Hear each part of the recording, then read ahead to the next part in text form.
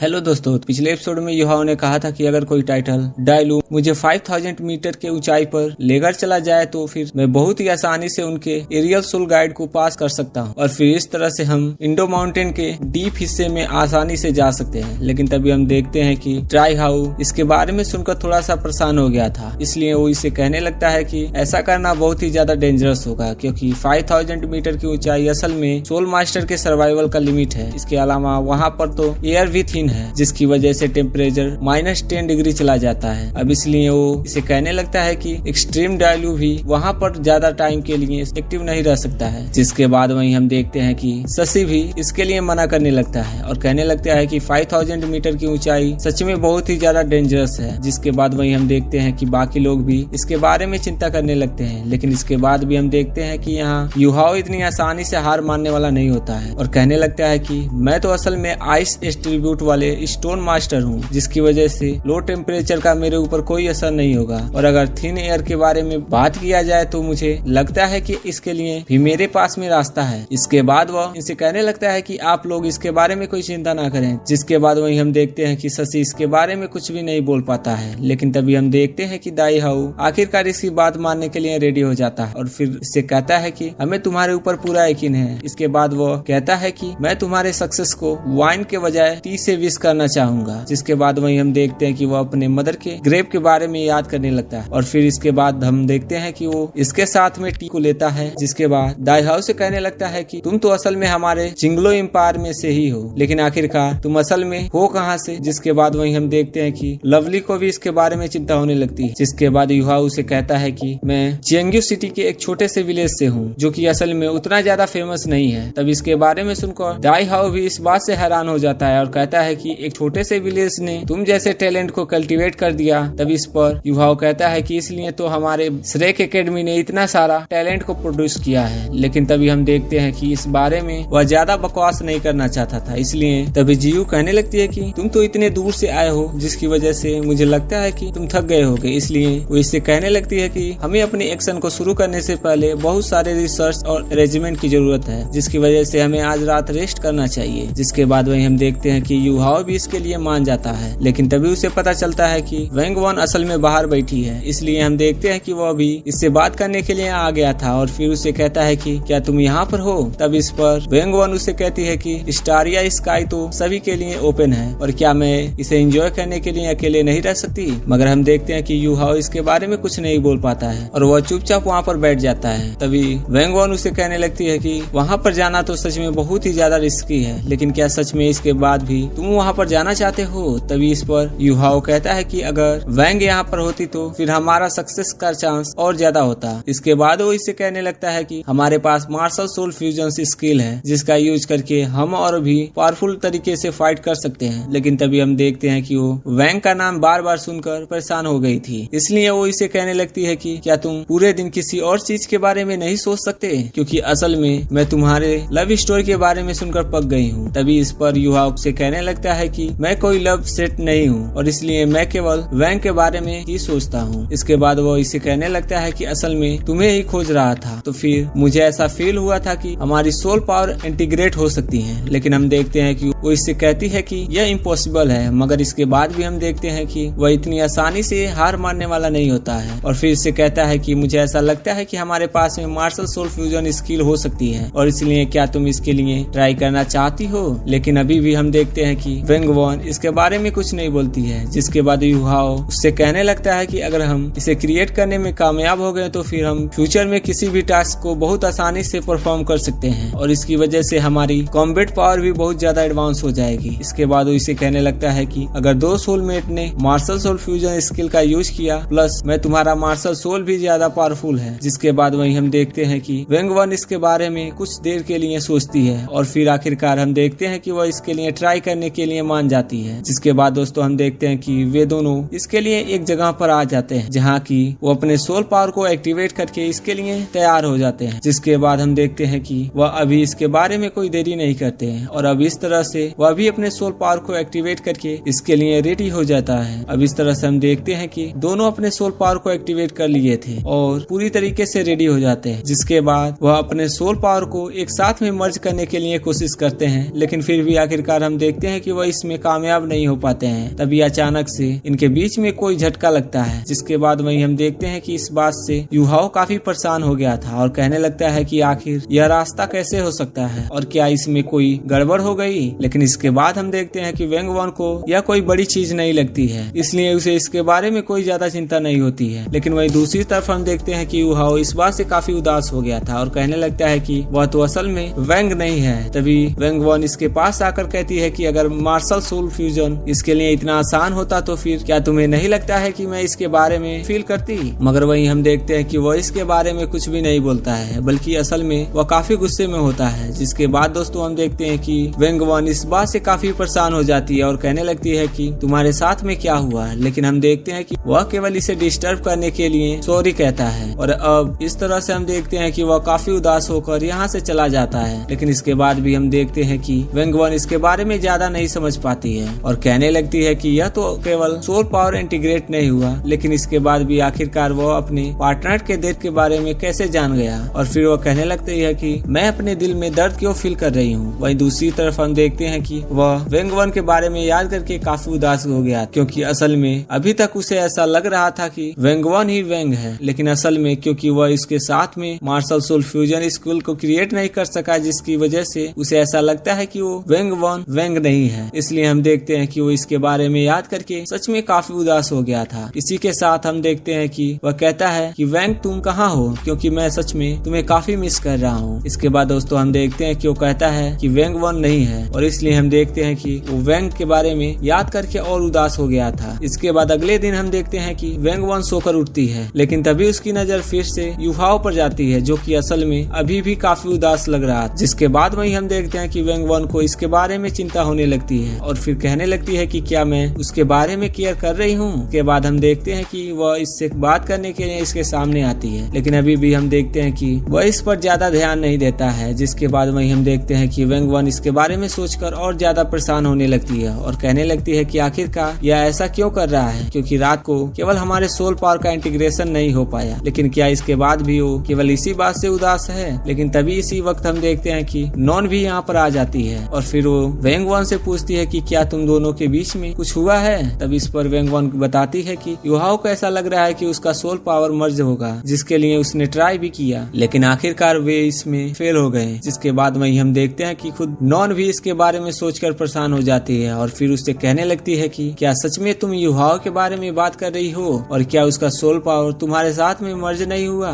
तभी इस पर वेंग वन उससे कहती है कि हाँ। जिसके बाद वही हम देखते हैं कि नॉन इस बात से और ज्यादा परेशान हो गई थी और कहने लगती है कि मैंने उम्मीद नहीं किया था कि ऐसा होगा और इसलिए ऐसा लगता है कि हम सभी इसके बारे में गलत हैं। जिसके बाद वही हम देखते हैं कि वो वेंग वन भी इस बात से और ज्यादा परेशान होने लगती है और कहने लगती है कि क्या तुम क्लियरली इसके बारे में बता सकती हो। जिसके बाद वही हम देखते हैं कि नॉन सबसे पहले युहाओ की तरफ से उसे सॉरी कहती है और इसके बाद वो इसे बताने लगती है कि यह हीट उसके लिए बहुत ज्यादा है। इसके बाद दोस्तों हम देखते हैं कि वो इसे इनके स्टोरी के बारे में बताने लगती है। जब युहाओ सबसे पहले श्रेक एकेडमी में आया था तब उसकी मुलाकात वेंग से हुई थी, जिसके बाद वह एक साथ में रहने लगे और एक साथ ही प्रैक्टिस करने लगे और फिर आखिरकार उन्होंने चैंपियनशिप भी जीता था। इसके बाद वह इसे बताने लगती है कि उन्होंने भी सोल फाइटिंग कंपटीशन में पार्टिसिपेट किया था, जहां पर कि वह एक साथ में मिलकर एकेडमी के लिए चैंपियनशिप लाए थे। फिर उसके बाद हम देखते हैं कि उनको सेक्स मॉन्स्टर्स का ग्लोरी भी मिला था। जिसके बाद वह इस तरह से आगे बढ़ते रहे। फिर वह उसे बताती है कि उन्होंने भी गॉड कॉन्फ्रेंस को अटेंड किया था, जहां पर उसे पता चलता है कि वेंग तो असल में गर्ल है। जिसके बाद वहां उन्होंने एक दूसरे को प्रपोज भी किया था और वह इस तरह से कपल बन गए थे। लेकिन इसके बाद हम देखते हैं कि इसके बारे में बताते हुए नॉन भी थोड़ा उदास हो जाती है और बाद में पता चलता है कि वेंग तो असल में कंगनेटल डिजीज है। जिसके बाद वह उसे बचाने के लिए सनसेट फॉरेस्ट में भी चला गया था, जहाँ पर कि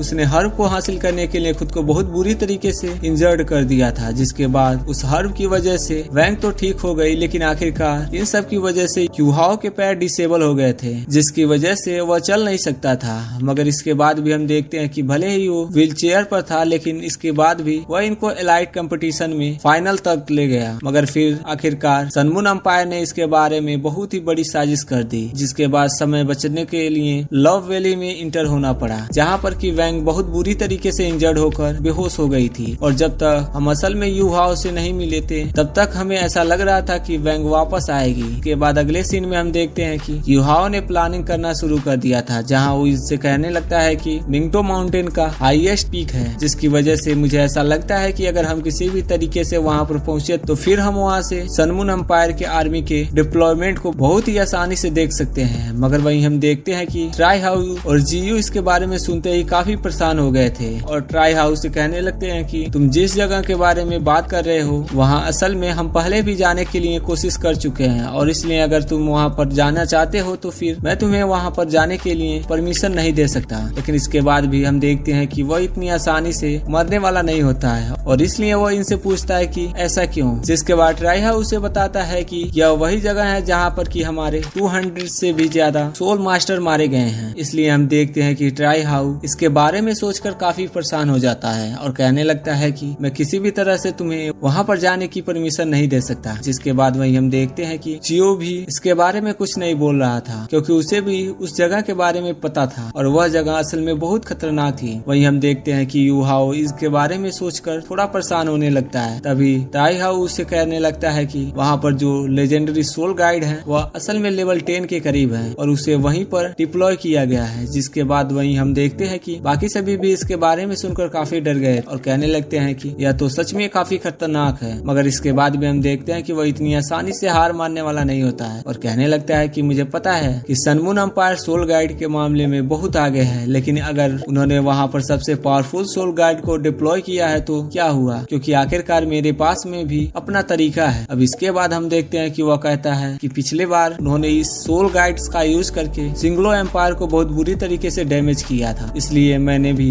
कभी नहीं सोचा था कि मैं वहाँ जा पाऊंगा। लेकिन मुझे ऐसा लगता है कि अगर हमने अचानक से इस बार इन्वेस्टिगेशन करने के लिए ट्राई किया तो फिर वह हमें पकड़ने के लिए कुछ भी नहीं कर पाएंगे। मगर इसके बाद भी हम देखते हैं कि ट्राई हाउस इसकी बात मानने वाला नहीं होता है और कहने लगता है कि फिर भी यह बहुत ज्यादा रिस्की है। इसके बाद दोस्तों हम देखते हैं कि वह कहने लगता है कि तुम्हें यह सब करने की कोई जरूरत नहीं है, क्योंकि हम इन्वेस्टिगेशन करने के लिए और भी कई तरीके हैं जो कि कर सकते हैं। लेकिन अभी भी हम देखते हैं कि वह इतनी आसानी से मानने वाला नहीं होता है और कहने लगता है कि गॉड ऑफ डेथ टावर सबसे ग्रेटेस्ट पावर है, जिसकी वजह से अगर सन मून एम्पायर के आर्मी के किसी भी इंफॉर्मेशन के बारे में बात किया जाए तो वह असल में इसके सामने कुछ भी नहीं है। अब इसके बाद हम देखते हैं कि वह कहता है कि आप इसके बारे में कोई चिंता ना करो, क्योंकि मैं 80% श्योर हूँ कि मैं वहाँ से वापस आऊंगा। इसके बाद दोस्तों हम देखते हैं कि ट्राई हाउस इसके बारे में कुछ नहीं कर पाता है, इसलिए आखिरकार हम देखते हैं कि वह इसकी बात मानने के लिए रेडी हो जाता है और फिर उसे कहने लगता है कि अगर एक सोल्जर के रूप में बात करूं तो फिर मैं सच में इस